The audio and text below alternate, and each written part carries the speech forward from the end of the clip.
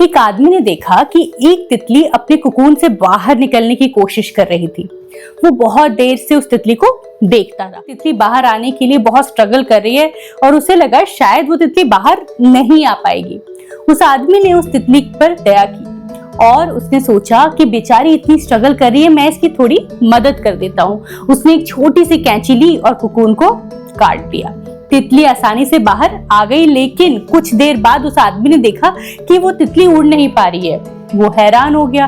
उसने सोचा मैंने तो इसकी मदद की थी, फिर ये उड़ क्यों नहीं पा रही है। फिर उसे पता चला कि कोकून से बाहर निकलने के लिए जो स्ट्रगल तितली कर रही थी वो उसे उसके पंखों को मजबूती देती है।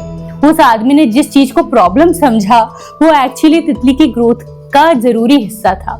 आपके साथ भी अक्सर ऐसा होता हो कि आपके पास बच्चे आके कहते होंगे मम्मा आई एम बोर्ड, पापा आई एम बोर्ड। और खास करके जब आप कहीं फ्रेंड्स के साथ हैं या ट्रैवल कर रहे हैं तो ये जरूर होता है, तो ये प्रॉब्लम और भी ज्यादा होती है। और अगर आप मेरी तरह हैं और आपको भी गुस्सा आता है और इरिटेशन होती है तो ऐसे में हम क्या करते हैं, हम तुरंत अपने बच्चे को बोलते हैं मोबाइल दे देते हैं या बोलेंगे जाओ टीवी देख लो। और यही एग्जैक्टली है उसके कोकून को काट देना। यही वो मौका था जहां वो बोर्डम से स्ट्रगल करके कुछ क्रिएटिव कर सकता था जो हमने उससे छीन लिया। हमारे बचपन में भी हमने बोर्डम देखा है, और मगर हमारे बोर्डम में हमारे बच्चों के बोर्डम में डिफरेंस है। जब हम छोटे थे तो एनवायरनमेंट डिफरेंट था। पहला डिफरेंस कांस्टेंट स्टिमुलेशन। आज हमारे बच्चों के पास हर वक्त कुछ अवेलेबल है, फोन है, टीवी है, वीडियोस है, गेम्स है, ये हर चीज एक क्लिक पर है। लेकिन हमारे टाइम पर ये सब नहीं था। दूसरा डिफरेंस वेटिंग पीरियड। हमने हमारे फेवरेट प्रोग्राम के लिए एक हफ्ते तक वेट किया है, और कभी कभी तो पूरा हफ्ता इंतजार करके संडे को वो प्रोग्राम आया करता था।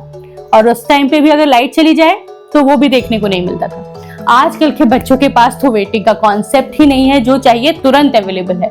तीसरा डिफरेंस अनस्ट्रक्चर्ड टाइम। हमारे बचपन में बहुत सारा फ्री टाइम होता था, कोई फिक्स एक्टिविटी नहीं होती थी ना।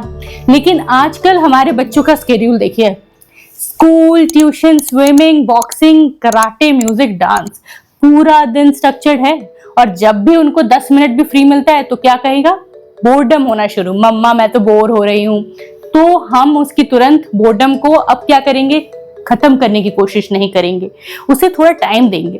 हो सकता है शुरू में वो इरिटेट हो, लेकिन धीरे धीरे उसका दिमाग खुद नए आइडिया सोचने लगेगा, ढूंढने लगेगा।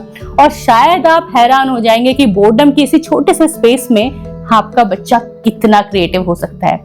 ये सब मेरी बेटी ने बनाया है जब वो बोर होती है स्पेशली, और वो इन्वेंट करती है अपने न्यू गेम्स, न्यू बुक्स बनाती है। बोर्डम प्रॉब्लम नहीं है, बोर्डम क्रिएटिविटी का वेटिंग रूम है। So let your child be bored. जय हिंद।